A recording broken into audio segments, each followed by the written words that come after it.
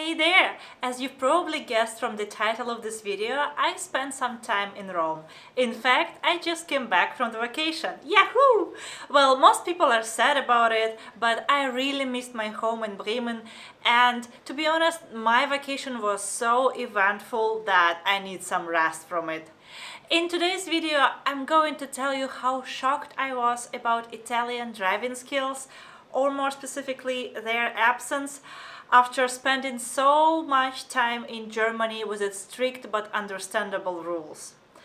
But before you throw stones at me and judge me, please wait till the end of the video. I have a surprise for you.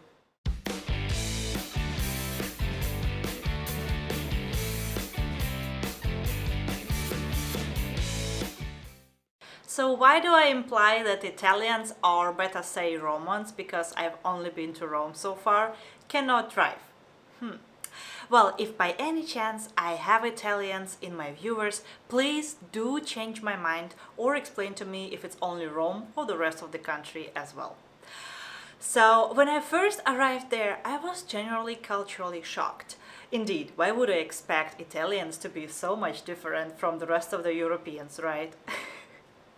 But well, in this video I want to mention things that I've learned in Rome that concern traffic, vehicles and pedestrians. First of all, there are no road traffic regulations, only suggestions, because technically they exist, but nobody follows them. I can't tell you how many times I've seen people ignore traffic lights, road signs, pedestrian crossings. See this picture? Remember what does this sign mean? I had to double check it because ignoring it seemed so common in Rome that I started thinking that in Italy it means something else than a prohibition of parking or stopping. Secondly, talking about pedestrian crossings, are they even a thing in Italy? Because look at these guys. Look at how gracefully he blocked the whole street. Or look at those two. I covered the plate numbers, but you can still see that those are Italian cars. They are parked there because pedestrians can just stay at home, right? And this one is my favorite. He parked between two zebras. Ain't that creative? I didn't even know it's possible. Thirdly, the majority of Romans drive very small cars, those that we call Kugel in Germany, and yet I haven't seen any car without scratches or dents, and it is very uncommon for Germans because they take very good care of their vehicles. So why is that so in Italy? Maybe they get into accidents so often that it makes no sense in repairing the car afterwards? Another thing that I have to admit is that scooter drivers are the worst and the most dangerous. Unfortunately, I had to witness an accident near the Vatican where a scooter driver hit a woman at a pedestrian crossing. All the cars stopped, but that person didn't even think about the potential reason why did they stop, and he squeezed himself between the cars, didn't see a woman, and bam! She survived and people called an ambulance for her, but the most memorable thing was his reaction. Instead of apologizing, he started acting like, I don't know Italian to translate that, but it felt like that he was saying, "Why were you even there? But dude, it's a pedestrian crossing with no traffic lights. You had to stop like all other cars did." I hope she's okay now, but I'm still so mad about this, and I really hope that accidents like this aren't regular, but I don't really believe that because I've witnessed a lot of crazy people out there. Next thing that I learned is that red is green, yellow is green, and green is green for everyone. So be careful and be quick. Well, at first I was very cautious and I was strictly following all of the rules, but then I realized that there is no other way to survive and adapt it. But fun fact for Germans. In Italy, yellow light can last up to 20 seconds. When in Germany it's 1-2 seconds of yellow light, basically a warning that the red light is coming. And I don't really know why is that so in Italy, so if anyone can explain to me, I would be really grateful. Once in Rome, a police car honked at me because they were very disappointed that they had to stop to let me through the pedestrian crossing. embarrassing, but it did happen. Like, he was upset that he had to press this brake pedal, right? Like, go already, I won't hit you. But I mean, first of all, I did not see it's a police car because they're not that noticeable as in Germany. And it was driving without siren or blue light, so technically I wasn't even supposed to let it through.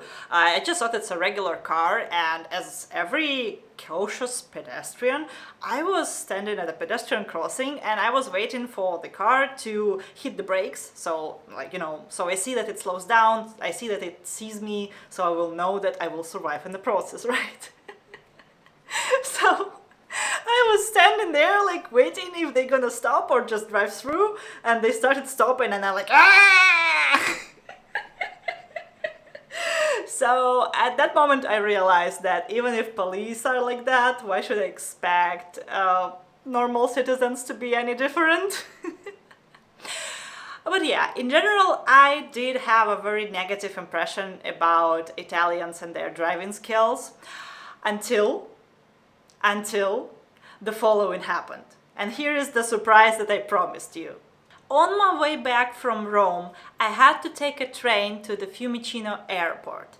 And me and my boyfriend, this is relevant, you will see why, booked tickets online, and we went at the appointed time to the train station, to the appointed platform, and we saw a train there. It was a Fiumicino written on it.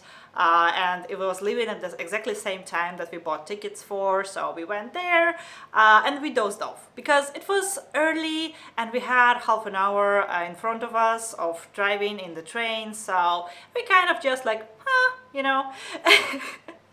And in half an hour I opened my eyes to notice that this train is not going to Fiumicino, but is coming from Fiumicino.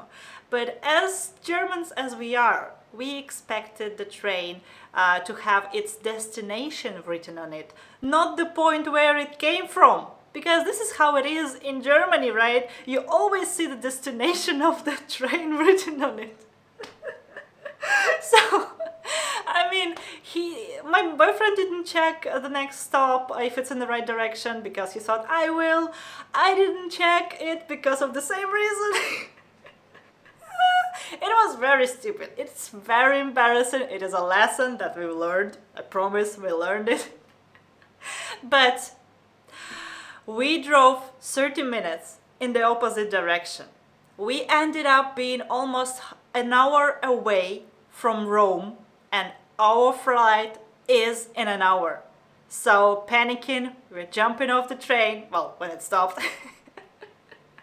We're trying to call a taxi. We don't succeed because we don't speak Italian and we don't know any taxi company in Italy, so it was very complicated. And it's still very early, so a lot of places are closed. And we are in a village. So we went out to the train station and I saw there a man with a woman, and I asked them if they speak English, and the man tried helping us, calling a taxi, and he only found out that it is impossible for us to get to the airport on time because the taxi company would have to send somebody to that village, and then from that village we will have to go to the airport, so it would take over 2 hours and it will cost us a lot of money, and I only had 2 50-euro bills in my pocket. And I was panicking because I'm definitely not in the position to book other plane tickets. So it was horrible. But at this moment, the wife of this man told him, let's help these kids. There is no way they will make it in time. Can you imagine? Can you believe in our luck and the kindness of these people? Instead of going to work or where else they were headed to, instead of doing what they're supposed to do, they decided to help 2 kids. Technically, I'm mature. I'm supposed to be mature, but... I'm sorry, I still can't believe this. I'm still so overwhelmed with feelings and emotions about this because I'm so grateful. I will never forget this. But anyway, they packed our things in their car. We jumped into their car and they drove us straight to the airport. And the only reason why we made it was that Pietro, that's his name, was driving like a typical Italian. breaking all the rules and speed limits. So it only took us 25 minutes to get to the airport. Well, technically he was not true Italian because he mentioned himself he is Romanian, but he lives in Italy for a very long time. And I will never forget this couple. I will never forget their kindness. They didn't even want to accept my money. They just were helping two travelers that made a stupidest mistake. Oh my god, we were idiots. But well, lessons learned. And anyway, because of that, I want to come back to Rome someday. Because it was a sign that I should, you know. It felt this way. It feels right. And despite anything, I had a really great time there. So I would recommend anyone visiting Rome at least once in their life. It was an amazing experience, and I'm going to continue talking about it in my following video because there are really a lot of things to compare between Italian and German culture and other culture shocks that I experienced in Rome. So I hope you will look forward to it. So I will see you next time. Thank you guys for your attention. Viva Italia, and see you again!